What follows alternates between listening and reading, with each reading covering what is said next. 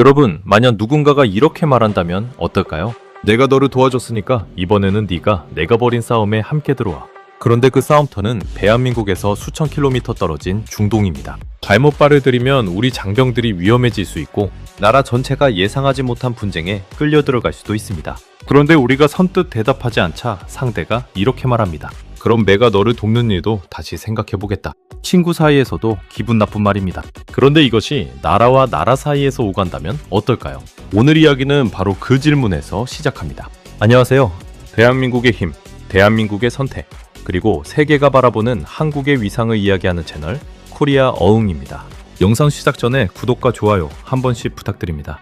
최근 트럼프 대통령이 한미연합훈련 축소를 지시했다는 소식이 전해지면서 한국은 물론 미국, 일본, 중국, 북한까지 모두 민감하게 반응하고 있습니다. 이유가 무엇일까요? 단순히 훈련 일정이 조금 달라졌기 때문이 아닙니다. 이 문제 속에는 한미동맹, 북한의 핵위협, 중동전쟁, 전시작전 통제권, 핵추진 잠수함, 그리고 대한민국의 자주국방까지 모두 들어있기 때문입니다. 더 중요한 것은 이것입니다. 이번 일을 두고 한국 사회에서는 그동안 조용히 쌓여있던 질문이 한꺼번에 터져나왔습니다. 동맹은 과연 무엇인가? 미국이 원하면 한국은 어디까지 협조해야 하는가? 우리는 언제까지 안보의 중요한 결정을 남의 나라 분위기에 맡겨야 하는가? 그렇다면 한국은 정말 스스로를 지킬 힘이 있는가? 오늘은 이 질문에 감정만으로 답하지 않겠습니다. 미국을 무조건 비난하는 것도 아니고 한국이 무조건 큰 소리 쳐야 한다는 이야기도 아닙니다. 대한민국이 지금 어떤 선택을 해야 하는지, 왜 세계가 이 문제를 주목하는지 가장 쉽게 하나씩 정리해 보겠습니다. 먼저 최근 상황부터 살펴보겠습니다. 트럼프 대통령은 한미연합훈련을 축소하라고 지시했습니다. 그는 훈련이 비용이 많이 들고 북한의 부적절하고 적대적인 신호를 보낸다는 취지의 발언을 했습니다. 동시에 한국이 미국의 이란 관련 노력에 참여하지 않았다는 점도 언급했습니다. 이 발언이 왜 파장이 컸을까요? 한미연합훈련은 단순한 군사행사가 아니기 때문입니다. 축구 경기로 비유해 보겠습니다. 월드컵 결승전을 앞두고 있는데 선수들이 함께 훈련하지 않는다면 어떤 일이 벌어질까요? 각자 실력은 좋아도 서로 언제 움직이는지, 누가 어디를 막는지, 위기 상황에서 누가 지휘하는지 맞추지 못합니다. 전쟁은 축구보다 훨씬 더 위험합니다. 한 번의 판단착오가 수많은 생명과 국가의 운명을 바꿀 수 있습니다.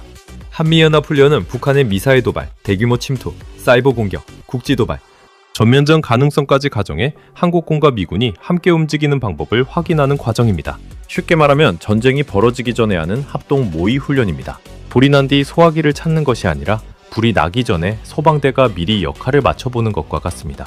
그래서 훈련이 축소된다는 소식은 단순히 군사훈련이 줄었다는 수준으로 끝나지 않습니다. 북한은 한미 사이의 틈을 노립니다.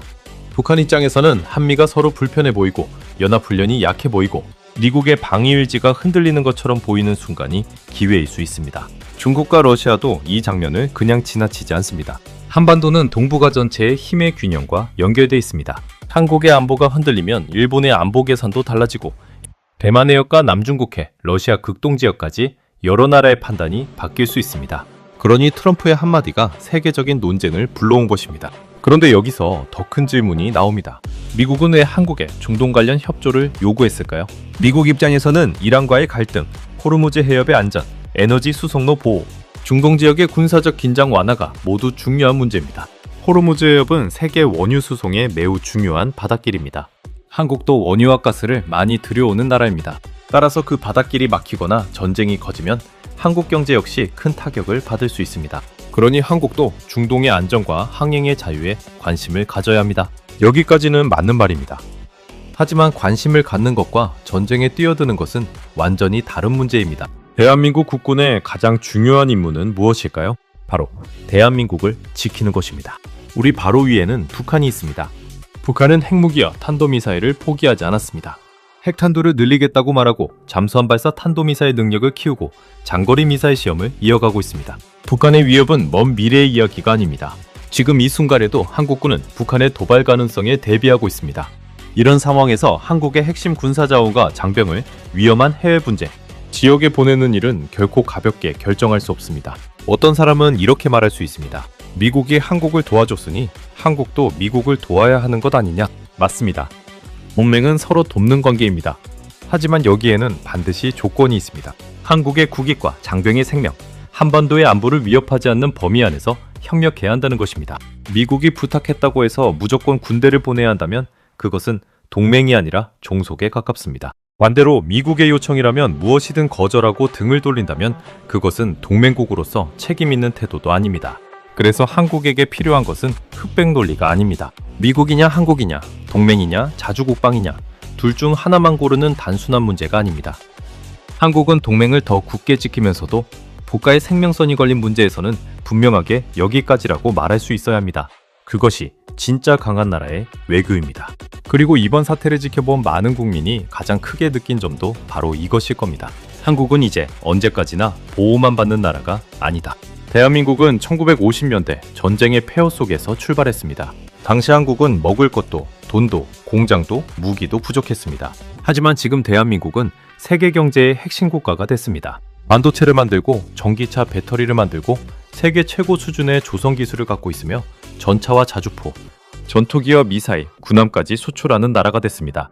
우리 방위산업은 더 이상 국내에서만 쓰는 산업이 아닙니다. K9 자주포는 여러 나라가 선택했고 K2 전차는 유럽에서 주목받고 있으며 FA 호십은 한국 항공산업의 실력을 보여주고 있습니다. 한국형 다연장 로켓 천무, 차세대 호위함, 잠수함, 레이더, 미사일 체계까지 대한민국 방산의 영역은 빠르게 넓어지고 있습니다. 이제 세계는 한국을 과거처럼 작은 나라로 보지 않습니다. 한국은 중요한 선택을 할 수 있는 나라입니다. 그렇다면 질문은 바뀝니다. 한국은 미국의 요구를 들어줘야 하는가가 아니라 한국은 어떤 기준으로 협력하고 어떤 기준으로 거절할 것인가가 돼야 합니다. 이 기준은 감정이 아니라 국익이어야 합니다. 대한민국의 이익이 되는가? 우리 국민과 장병을 지킬 수 있는가? 한반도 방어 능력을 약화시키지는 않는가? 외교적으로 다른 선택지는 없는가? 이 네 가지 질문에 답할 수 없다면 어떤 파병도 어떤 군사협력도 쉽게 결정해서는 안 됩니다. 그렇다면 미국은 한국을 일방적으로 보호만 해주는 나라일까요? 이 질문도 냉정하게 봐야 합니다. 주한미군과 한미동맹은 한국 안보에 매우 중요합니다. 북한이 무모한 도발을 쉽게 하지 못하도록 막는 억지력의 핵심이기 때문입니다. 하지만 미국도 한국을 필요로 합니다. 한국은 중국과 러시아, 북한이 만나는 동북아 핵심 지역에 있습니다. 한국에 있는 미군 기지와 연합 방위 체계는 미국의 인도태평양 전략과도 깊게 연결되어 있습니다. 한국은 미국의 핵심 산업 파트너이기도 합니다. 반도체와 배터리, 조선과 방산, 인공지능과 첨단 제조까지 한국은 미국의 공급망과 전략 경쟁에서 매우 중요한 나라입니다. 즉, 한미동맹은 미국이 한국에게 베푸는 일방적인 선물이 아닙니다. 한국과 미국이 서로에게 필요한 전략적 동맹입니다. 이 사실을 정확히 알아야 합니다. 그래야 한국도 당당해질 수 있습니다. 당당함은 목소리를 높이는 데서 나오지 않습니다. 상대가 우리를 필요로 하는 이유를 정확히 알고 우리가 가진 힘을 제대로 준비할 때 나옵니다.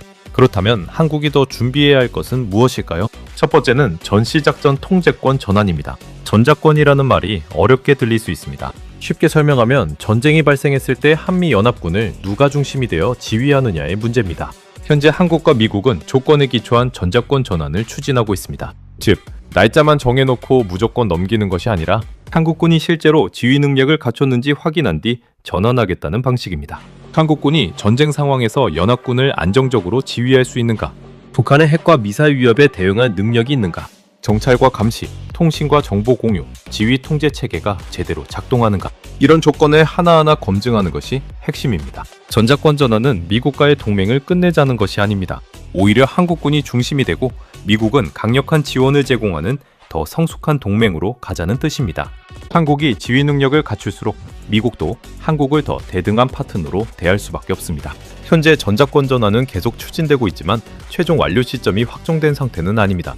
한국 정부는 2026년 이후 검증 절차와 한미 협의를 통해 구체적 전환 일정을 논의하려는 흐름을 보이고 있습니다. 두 번째는 독자적인 감시 정찰 능력입니다. 원정에서 가장 중요한 것은 무엇일까요? 총과 전차도 중요합니다. 하지만 그보다 먼저 필요한 것은 눈입니다. 적이 어디에 있는지, 무엇을 준비하는지, 언제 움직이는지 알지 못하면 아무리 강한 무기를 가져도 제대로 쓸 수 없습니다. 그래서 정찰위성, 고성능 드론, 해상 초계기, 조기 경보 체계, 사이버 방어 능력은 갈수록 중요해지고 있습니다. 북한이 미사일을 발사하기 전에 움직임을 포착하고 잠수함이 바다로 나가기 전에 추적하고 사이버 공격이 시작되기 전에 막아낼 수 있어야 합니다. 한국은 이미 많은 능력을 갖추고 있습니다. 하지만 북한은 멈추지 않고 있고 중국과 러시아의 군사기술도 빠르게 발전하고 있습니다. 그러니 한국도 멈출 수 없습니다. 세 번째는 미사일 방어와 정밀 타격 능력입니다. 북한의 핵 위협에 맞서기 위해서는 세 가지가 필요합니다. 먼저 북한의 움직임을 빨리 찾아야 합니다. 그 다음 북한의 미사일이 날아오면 막을 수 있어야 합니다. 마지막으로 북한이 핵 공격을 준비하면 확실하게 대응할 수 있다는 능력을 보여줘야 합니다. 이것이 한국형 삼축 체계가 중요해지는 이유입니다. 킬체인, 한국형 미사일 방어, 대량 응징 보복이라는 말이 어렵다면 이렇게 생각하면 됩니다. 먼저 보고 날아오는 것은 막고 공격하면 반드시 대가를 치르게 한다. 북한이 핵무기를 갖고 있다고 해서 마음대로 사용할 수 없도록 만드는 것입니다. 네 번째는 핵추진 잠수함입니다. 최근 한국의 핵추진 잠수함 사업이 큰 관심을 받는 이유도 여기에 있습니다. 핵추진 잠수함은 핵무기를 싣는 잠수함과 같은 뜻이 아닙니다. 원자력으로 움직이는 잠수함이라는 뜻입니다. 일반 잠수함은 전기를 충전하기 위해 일정 시간이 지나면 수명 가까이 올라와야 합니다. 하지만 핵추진 잠수함은 훨씬 오랫동안 바닷속에 머물 수 있습니다. 더 멀리, 더 빠르게, 더 오래 작전할 수 있다는 뜻입니다. 특히 북한이 잠수함에서 미사일을 쏘는 능력을 키우는 상황에서 북한 잠수함을 찾고 추적하는 능력은 매우 중요합니다. 한국은 장보고 N 사업을 통해 핵추진 잠수함을 추진하고 있습니다. 전부 목표는 첫 함정 진수를 2030년대 중반으로 잡고 있으며 실제 전력화는 더 긴 시간이 걸릴 수 있습니다. 하지만 이 사업은 단순히 만들자 한마디로 끝나는 일이 아닙니다. 원자로를 안전하게 운용하는 기술이 필요합니다. 수십 년 동안 잠수함을 정비하고 운영할 기반이 필요합니다. 승조원을 길러야 하고 원자력 안전체계도 갖춰야 합니다. 국제사회가 우려하는 핵 확산 문제도 분명하게 관리해야 합니다. 막대한 예산도 필요합니다. 그래도 한국은 이제 이런 도전을 검토하고 추진할 수 있는 단계까지 왔습니다. 이 사실 자체가 과거와는 완전히 달라진 대한민국의 위상을 보여줍니다. 다섯 번째는 방위산업의 독립성과 지속성입니다. 무기는 전쟁이 시작된 뒤에 급하게 만들 수 없습니다. 평소에 기술을 확보해야 합니다. 생산 라인을 유지해야 합니다. 부품을 안정적으로 공급받아야 합니다. 한약을 충분히 비축해야 합니다. 그리고 전쟁이 길어져도 스스로 고장난 장비를 고치고 새로운 무기를 만들어낼 수 있어야 합니다. 러시아와 우크라이나 전쟁이 보여준 것도 바로 이것입니다. 강한 무기 한두 개보다 더 중요한 것은 오래 버틸 수 있는 생산 능력입니다. 한국은 세계적인 조선 능력과 제조업 기반을 갖고 있습니다. 이 힘을 방위산업과 연결하면 한국은 단순히 무기를 수입하는 나라가 아니라 필요할 때 스스로 전력을 재생산할 수 있는 나라가 됩니다. 이것이 진짜 국방력입니다. 여섯 번째는 외교입니다. 많은 사람이 국방력만 생각하지만 강한 군대만으로 나라를 지킬 수는 없습니다. 외교가 무너지면 군대가 감당해야 할 부담이 커집니다. 한국은 미국과 동맹을 강화해야 합니다. 동시에 일본, 호주, 유럽, 동남아, 중동 국가들과도 협력을 넓혀야 합니다. 방산협력, 정보공유, 해상안보, 공급망, 에너지, 첨단기술 협력까지 여러 연결고리를 만들어야 합니다. 친구가 한 명뿐인 나라는 선택지가 적습니다. 하지만 여러 나라와 신뢰를 쌓은 나라는 위기 때 더 많은 길을 선택할 수 있습니다. 그렇다고 모든 나라에 똑같이 맞춰야 한다는 뜻은 아닙니다. 한국은 분명한 중심을 가져야 합니다. 대한민국의 자유와 안전, 국민의 생명, 경제의 안정, 한반도의 평화. 이 네 가지를 지키는 것이 외교의 기준이 되어야 합니다.